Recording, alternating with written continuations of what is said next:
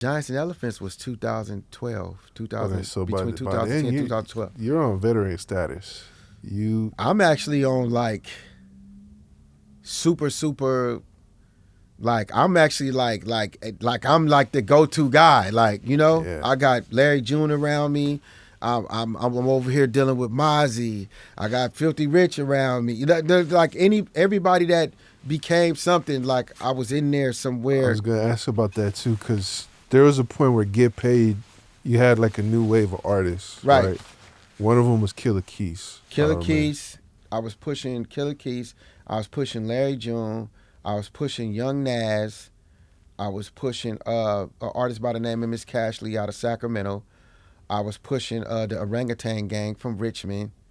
I was pushing Peanut from Richmond, and I was pushing Danny from Sobrani, Mm. who, you know, ended up going to prison.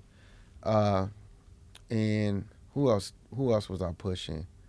Um, yeah, that was all I was pushing from that particular point in time, and then Mozzy and Stacks. So what I did was I put out this project called Stand Up Guys.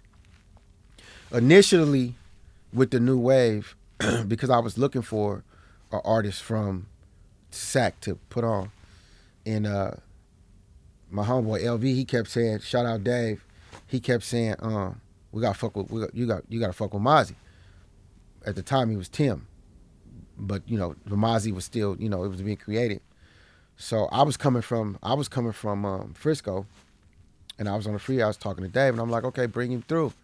And when I came into the studio, that's when I fell in love, like with Mozzy's creativity, because when I came into the studio, his head was down with the pen and the pad, and he was writing. And I put him on "Gangsta and a Gentleman." That was the first song I put him on, and then I put him on some other projects, and then we was gonna do a project with me, him, Stacks, and Snubs. And it was gonna be called the California Westies. And we took the photo shoot over there off of 35th somewhere, I think, in Oak Park. We did the photo shoot. Jay and Tail came over there, took the pictures there. First we went to the mall and we did our little shopping and everything, and then we went and did the photo shoot, and then everybody went to jail. Everybody went to jail. Snubs went first. His time was already set, so he wasn't gonna get out. So then it was just Mozzy and Stacks. So then I took Mozzy, Stacks, Peanut, Larry June, and Danny from Sobrani, and I put them all on this project called the Stand Up Guys. You know what I'm saying? To push it, and then Stacks went to jail, right? Because I did a video with Larry June, and I was talking about free Mozzy and Stacks, because Mozzy went to jail too. Mm. So the situation was never able to Go all the way to. I wasn't able to manifest like Yeah. like I wanted it to. Yeah. You know what I mean? And So that was a part of the new wave. But I'm still grateful for even having the blessing to even be involved in their lives, because all them guys blew up.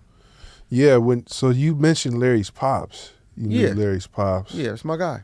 That's Is family. Is that how you got introduced to Larry June? To Lil Larry? Mm-hmm. Yeah, like he came out here from Atlanta, and like immediately I just saw like he was already dope when he was young. When Larry was a kid, like he was already writing, making hooks, doing his own shit. Like he was already that. You know what I mean? And then like his pops just trusted me with him. I took Larry everywhere. Out of state with me, on the road with me, all the shows.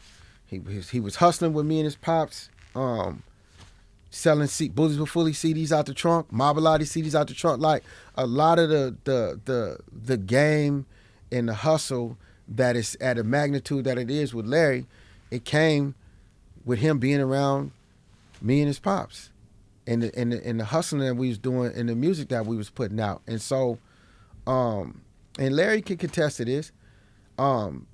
With Ghazi was always trying to make me record myself, like put my own shit. But I always like the traditional shit. I want to go in the studio and make Guce record me. Like, you know what I mean? I didn't really want to do it myself. But the equipment and everything, I left it at Larry's pop's house. And so Larry went in there and started fucking with it. And voila, look what you have today. Wow. You can see what I'm saying? Like, and all of the shit in regards to the merch. You know, he saw me with the Bullys Wit Fullys merch. You know what I mean? Like, all of that. Yeah, I mean, I'm throwing out all these names. It's a long list. And it's crazy, bro, because, you know, you impacted a lot of people's careers, dude. Well, I believed in a lot of them. Like, even with Phil, with Philthy, you know? When you look at the Bars Awards and you see me on stage performing, who you see standing next to me? Yes, I remember that. Right? Yeah. Young Phil. Yeah. Always had the chain, always had the swag, but that was young Phil. Yeah. Philthy Rich official page, man, you feel me? Hitting, spin, live wire, all in the dome up here with Juice, Get Paid, man, you feel me? Getting money, man. And he'll tell you to this day, I ain't never been the best rapper, but I always out-hustle. Like, and I always saw that with him. He always had the ambition. I was over there in the hood with him. You know what I'm saying? Back then, when he was just coming out, just starting, you know, Killa Keise got music with him. You know what I'm saying? Like, rest in peace, Killa Keise. Like, if Killa Keise was here today, Killa Keise would be one of the biggest motherfuckers coming out of Frisco. I promise you, hands down. I his agree. work ethic was impeccable, and his bars was bananas. Yeah, I agree. You know what I mean? And, you know, they stole Killa Keise. You know what I'm saying? So, it's just, you know, my eye and my ear and the spiritual connection that I have for these individuals that I know are like the next ones to blow. You know what I mean? And like I said again, at the end of the day, I'm just grateful to be able to be a part of these individuals and their stepping stones in becoming what they became today. Yeah, that's a beautiful thing, man. And it's facts. Yeah, that part. You know what I'm saying? Like, it's like, yeah, nah. That's what this platform's for, man. Like I was saying before we started rolling, it's like I want to just make sure all this shit gets documented. I know you've spoken on it in other interviews, but you know, let's just put it all together so people can figure this shit out. well, I want everybody to understand, like, in no way am I trying to take away none of the creativity or the hustle and the ambition that these individuals got. Yeah. All I'm saying is that at a point in time in my career when I was at the level that I was at, and if I saw what I saw, I fucked with it. Yeah. You know what I'm saying? I fucked with it and I believed in it. Like, even Stalin, like, he'll tell you to this day, like, he found out about Mozzy through me. You know what I'm saying? Phil found out about like, you know what I'm saying? Like, the whole lot, like all of, like a lot of this stuff, like, it's like being a connector, right? Mm-hmm. Connecting the dots. And it's just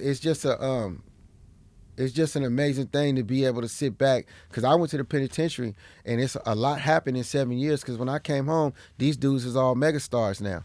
Recognize where you got the game. We got our own style, got our own slang. Northern California is a West Coast thing. This is the history of the Bay. Recognize where you got the game. We got our own style, got our own slang. Northern California is a West Coast thing. This is the history of the Bay.